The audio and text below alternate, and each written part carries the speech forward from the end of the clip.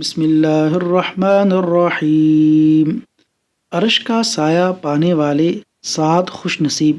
نبی صلی اللہ علیہ وسلم نے فرمایا کہ 7 طرح کے آدمی ہوں گے جن کو اللہ تعالیٰ اس دن اپنے سایہ میں جگہ دے گا جس دن اس کے سایہ کے سوا اور کوئی سایہ نہ ہوگا۔ پہلا، انصاف کرنے والا بادشاہ۔ دوسرا، وہ نوجوان جو اپنے رب کی عبادت میں جوانی کی امنگ سے مصروف رہا۔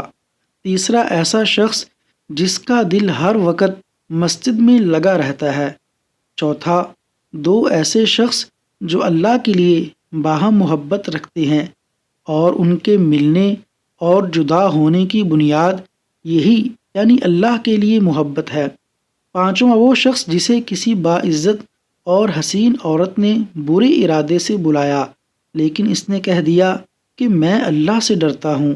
چھٹا، وہ شخص جس نے صدقہ کیا مگر اتنے پوشیدہ طور پر کہ بائیں ہاتھ کو بھی خبر نہیں ہوئی کہ داہنے ہاتھ نے کیا خرچ کیا۔ ساتواں، وہ شخص جس نے تنہائی میں اللہ کو یاد کیا اور بے ساختہ آنکھوں سے آنسو جاری ہو گئے۔ صحیح بخاری۔ اللہ تعالیٰ عمل کی توفیق عطا فرمائے۔